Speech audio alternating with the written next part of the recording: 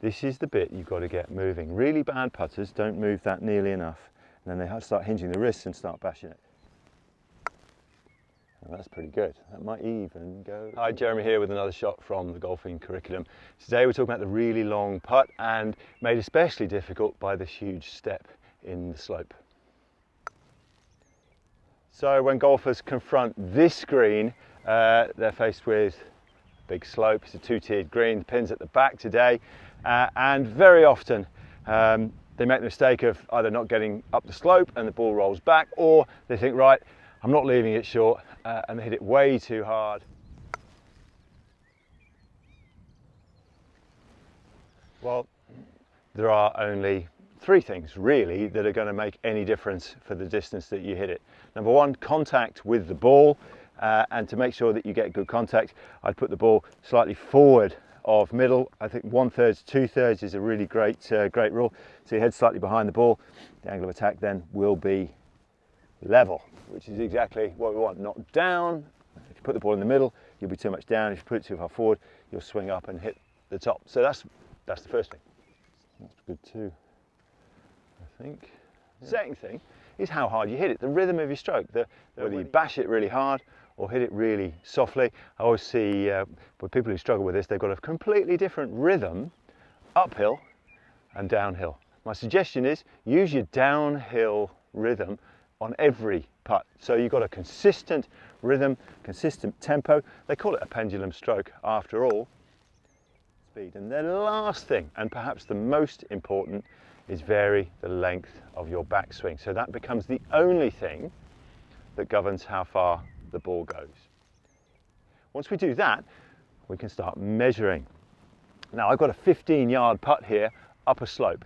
Now in previous practice rounds, what I've done is measured how far up the slope my 20-yard stroke goes. So I measure these out. I've got one here, 6 yards, 8 yards, 11 yards when the butt of the club gets to my inside thigh. Top of the thigh is 15, that's 20, and I've even got one which I use at St Andrews, which is 30. I'll show you that later. So what I did, confronted with this, I hit my 20-yard putt up this slope, paced off how far it went, and actually found out that it went 15 pretty much every time.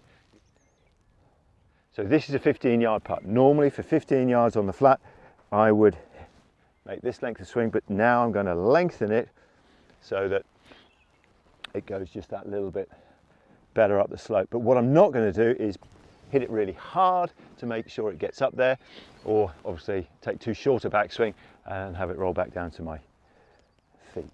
So it's a little bit left to right, this one, and away we go. Well, that's pretty good. That might even go in. Oh, horseshoe out the hole. Would you believe it? Well, I guess that shows it really does work. You can get a slow lip out from 20 yards. And that's pretty good too. Even closer. So you can see, this is very, very consistent.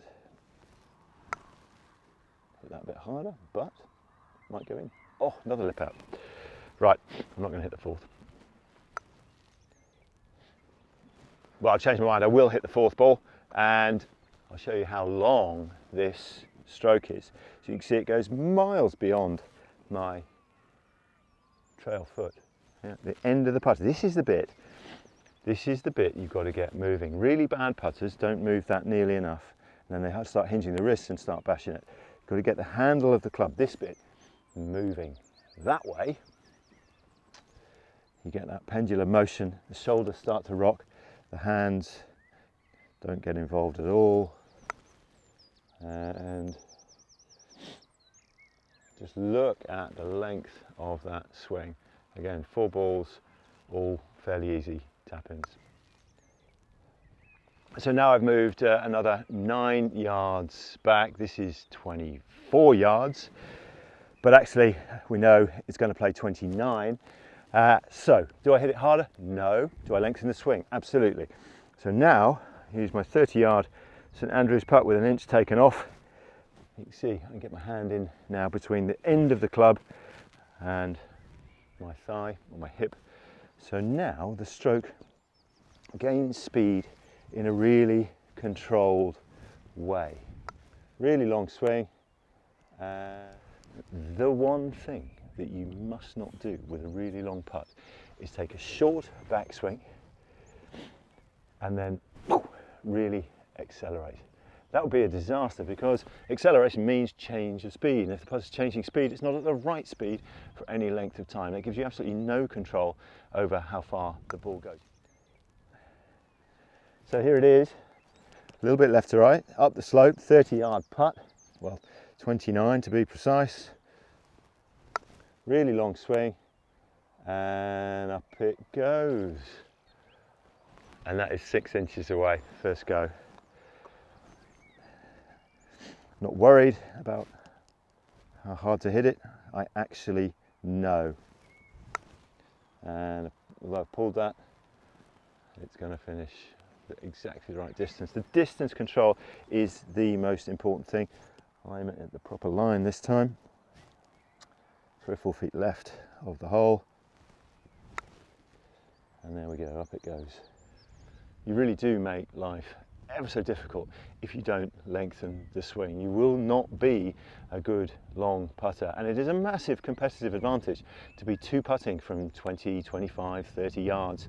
The people you play against will not be able to do this, so it's a skill really worth investing in. Two best long putters ever, Woods and Nicklaus. Golfers with the best record ever, Woods and Nicklaus. I hope this small little nugget will help you reduce your scores. It's just one more shot on the golfing curriculum. There are 20, so keep watching for future videos. In any case, thanks for watching, like and subscribe, and we'll see you next time.